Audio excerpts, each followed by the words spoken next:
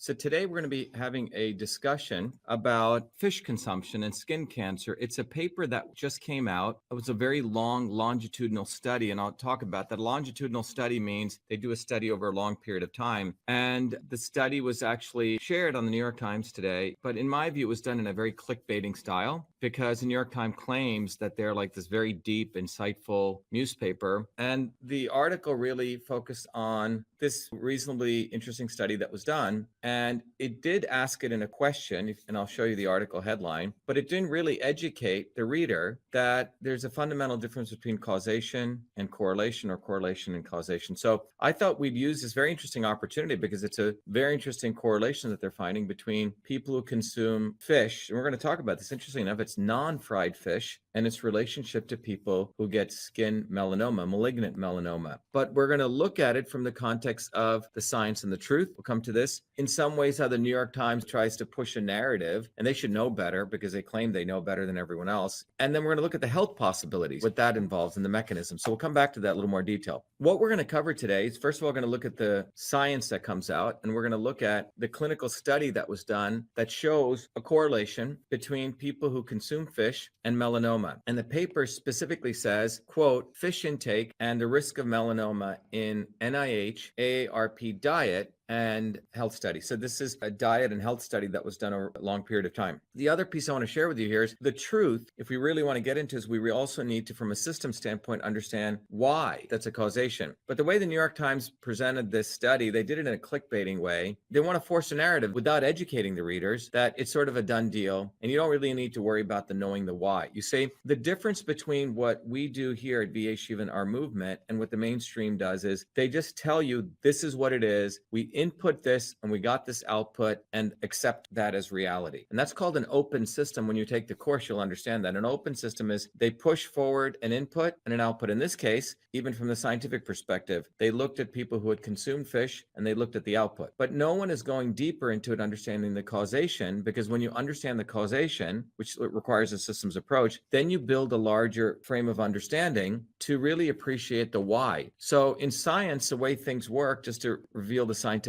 method, if you forgot it, just to review it quickly and briefly, is the following. In science, you make an observation, and then these observations, if you see them occurring over and over again, that leads to what is taking place. So when Newton observed an apple falling, he observed a certain pattern, two masses, the apple and the earth, connected, and he came up with a correlation, a relationship, which was called the law of gravity, which is really a correlation. Force is equal to mass 1 times mass 2 times the gravitational factor divided by r squared. That sort of gives you a relationship. Very important. But in the depth of science, what we're really interested in is why. So Einstein comes along, he provides a theory for this, which is a framework. And he essentially proposes the theory of relativity, which says that, and gives a framework for understanding gravity, which says that gravity and space are interconnected, right? So space is not just a flat structure, it curves. And gravitational forces have this effect on it to explain the phenomenon that Newton had seen. So one is the what, and the other is the why. So when we talk about observing something in science,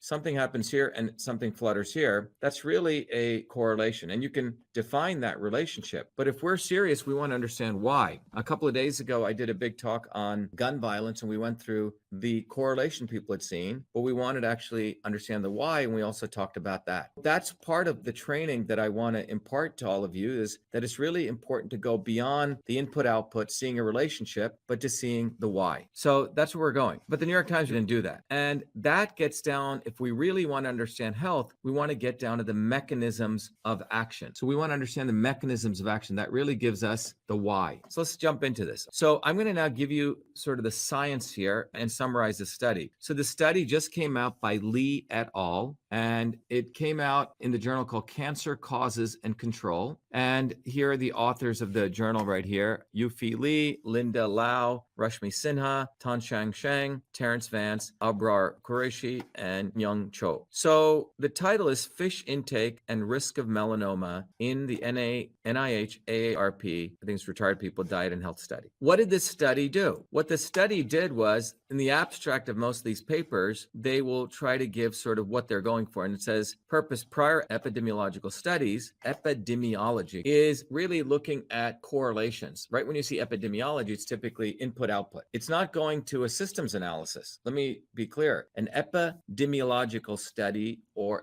analysis is not a systems analysis. We at VA Shiva, all the work we do is to deepen your consciousness to understand the why. But regardless of that, sometimes it's good to understand if you do this here, what occurs here, because then you can understand what's occurring inside that black box.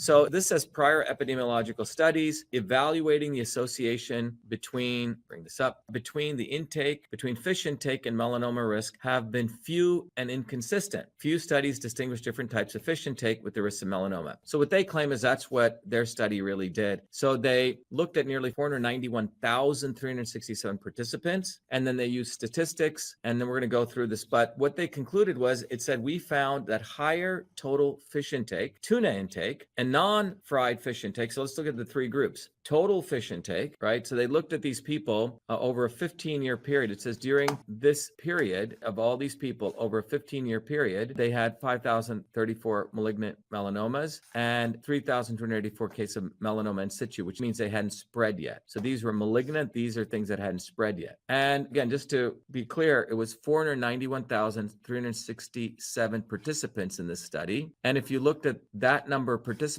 over 15 years, they come up with an interesting number, 6,611,941 person years. So that's the full scope. Over that period, they had 5,034 cases of malignant melanoma, which means melanoma that's spreading, is pretty bad, and 3,284 cases of melanoma in situ. And what they found was a higher total fish intake, tuna intake, and non-fried fish intake were positively associated with risk of both malignant melanoma and melanoma in situ. Again, melanoma in situ means it hasn't spread. Further studies are needed to investigate the potential biological mechanisms underlying these associations. So they actually point this out, but the New York Times really didn't point that out. The researchers here brought that out, and this is the why. So here we're looking at the details. Yes, Heather says something interesting. Yes. So Heather, again, is being very scientific or excellent observation. Heather's saying, Dr. Shiva, it is interesting that fried fish does not correlate. Initially, mercury comes to mind, but do you think this could be a parasite issue? We'll discuss that.